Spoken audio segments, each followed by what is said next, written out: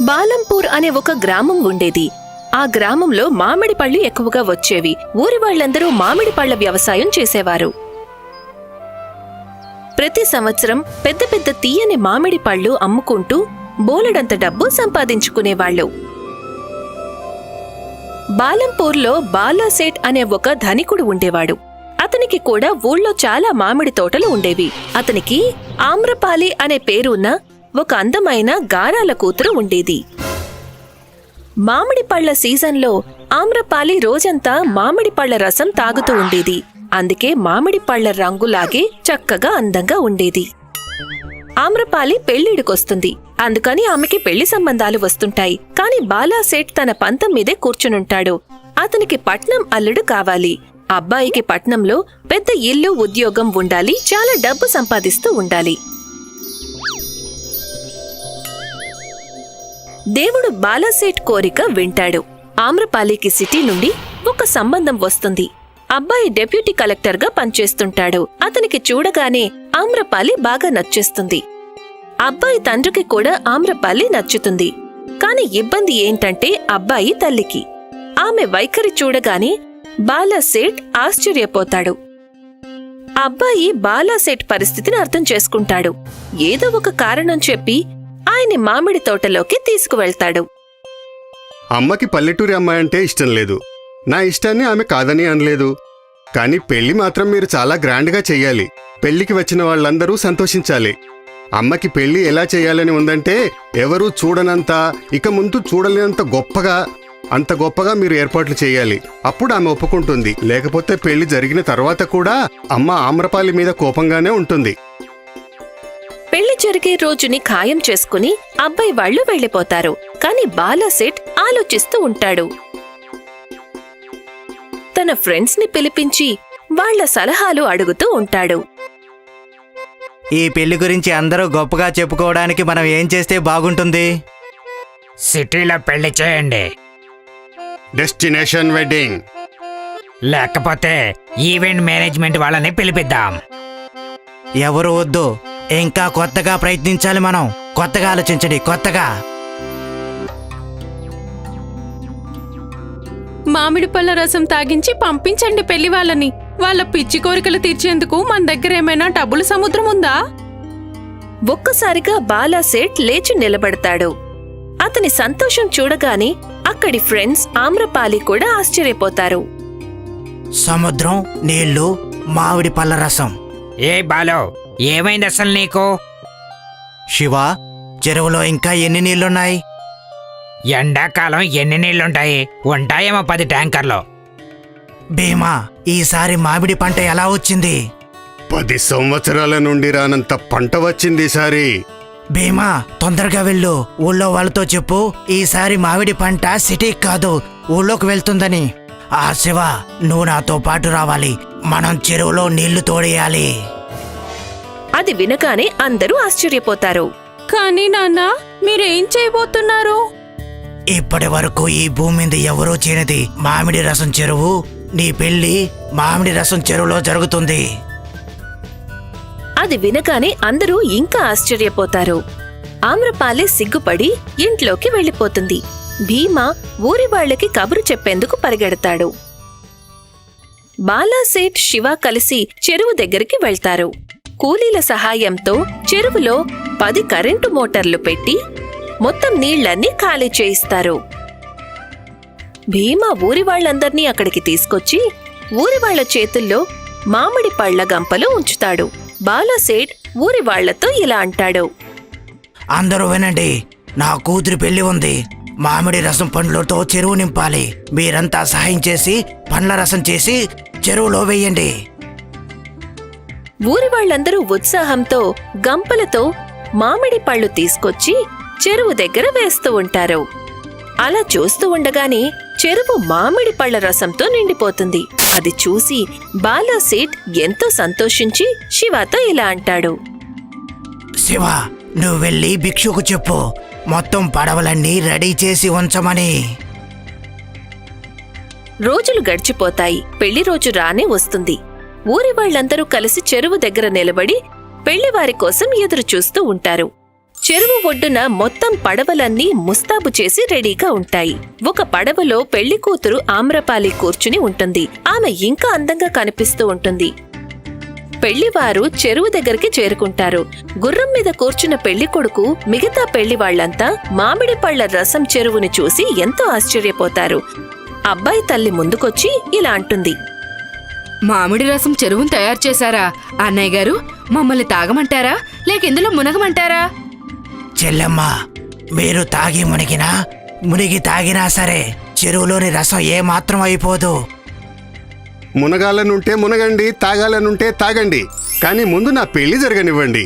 నా పెళ్లి కూతురు పడవలో ఒక్కతే కూర్చుంది. అదే పడవ ఎక్కి మామిడి రసంలోకి పారిపోతుంది. అది విన్న అందరూ నవ్వుతారు. పెళ్లికొడుకు వెళ్లి ఆమ్రపాలి పక్కన పడవలో కూర్చుంటాడు.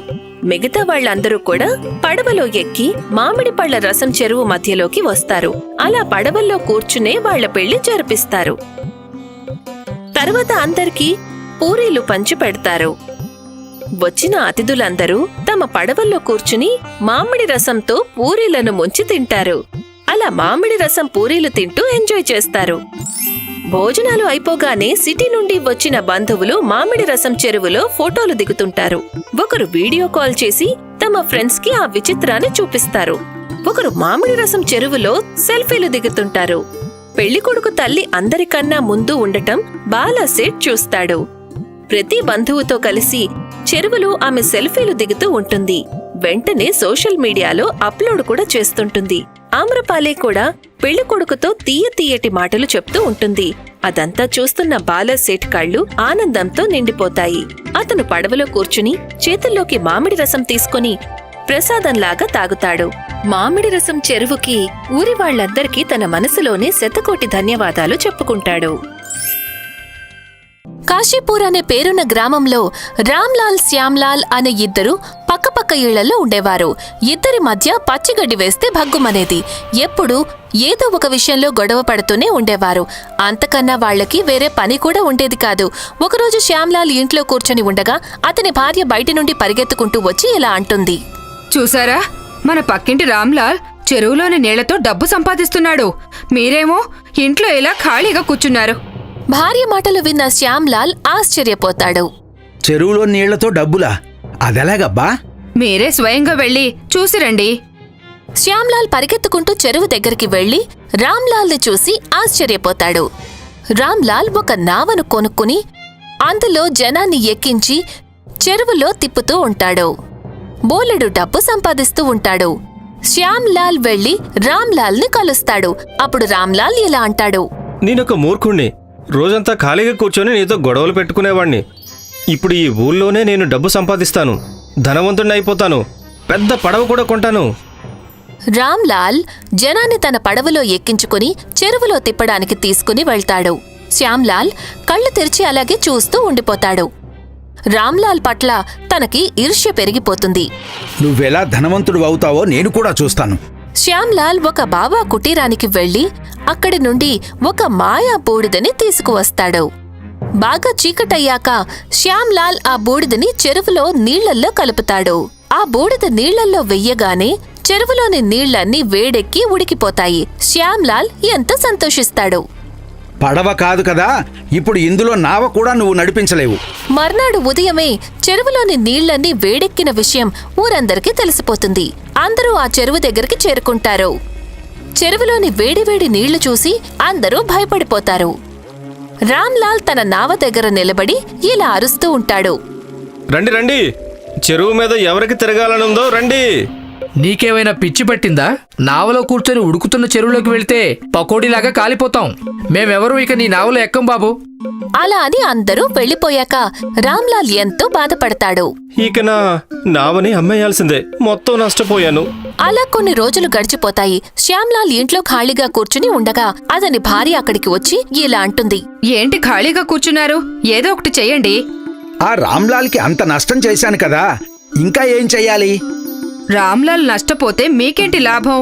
లాభం గురించి ఆలోచించు. మనది ఇంత పెద్ద ఊరు కదా, ఒక్క టీ దుకాణం కూడా లేదు. నీళ్లుడుకుతున్న చెరువులో టీ పౌడర్ వేసి టీ తయారు చేసి అమ్మండి. శ్యామ్లాల్ వెంటనే ఒక దుకాణానికి వెళ్లి ఇలా అంటాడు. చూడండి, నాకు ఒక ట్రక్కు షుగరు, ఒక ట్రక్కు టీ పౌడరు, ఒక ట్రక్కు ఇలాచి, ఒక ట్రక్కు పాలు కావాలి. ఇంత పెద్ద మొత్తంలో సరుకా? ఏం చేయాలని అనుకుంటున్నావు? మీరైతే పంపించండి, డబ్బు మాత్రం ఏడాది తర్వాత ఇస్తాను. మర్నాడు ఉదయమే ఒక ట్రక్కు షుగర్, ఒక ట్రక్కు టీ పొడి, ఒక ట్రక్కు ఇలాచి, ఒక ట్యాంకరు పాలు నీళ్లు ఉడుకుతున్న చెరువు దగ్గరికి చేరుకుంటాయి. శ్యామ్లాల్ ఆ ట్రక్కులోని సరుకుని చెరువులో కలుపుతాడు. చెరువులోని వేడి నీళ్లన్నీ టీలాగా మారిపోతాయి. ఇలాచీ పరిమళం ఊరంతా వ్యాపిస్తుంది. అందరూ చెరువు దగ్గరికి చేరుకుని ఆ విచిత్రాన్ని చూస్తూ ఉంటారు. వేడి వేడి టీ, వేడి వేడి టీ, కమ్మటి ఇలాచీ టీ తాగండి. ఊరివాళ్లు ఎవరూ కూడా అంతకు ముందు చెరువులోని టీ చేయడం చూడలేదు. అందుకే టీ తాగడానికి చెరువు దగ్గరికి చేరుకుంటారు. శ్యామ్లాల్ బోలెడు డబ్బు సంపాదిస్తాడు. మరొకవైపు రామ్లాల్ ఊర్లో పైపులు, ట్యాప్ ఫిట్టింగ్స్ దుకాణం ఓపెన్ చేస్తాడు. అతను అందులో బిజీగా ఉంటాడు. ఒకరోజు రాత్రి పైపులు ఫిట్ చేయడానికి రామ్లాల్ పక్క ఊరికి వెళ్తుంటాడు. అప్పుడు అదే దారిలో ఉన్న బాబా రామ్లాల్ని చూసి ఇలా అంటారు.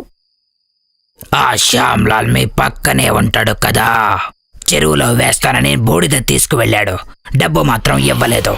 చెరువులో టీ చేసి అమ్ముతున్నాడని విన్నాను. నా డబ్బు తెచ్చివ్వమని కాస్త చెప్పు.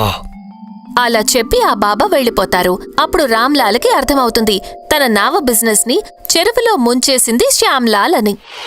నా బిజినెస్ని నువ్వు పాడు చేస్తావా? నీ టీ బిజినెస్ని ఎన్ని రోజులు చేస్తావో నేను కూడా చూస్తాను. మర్నాడు ఉదయమే రామ్లాల్ చెరువు దగ్గరికి వెళ్తాడు. శ్యామ్లాల్ చెరువు నుండి టీ తీసి అందరికీ అమ్ముతూ చాలా డబ్బులు సంపాదిస్తాడు.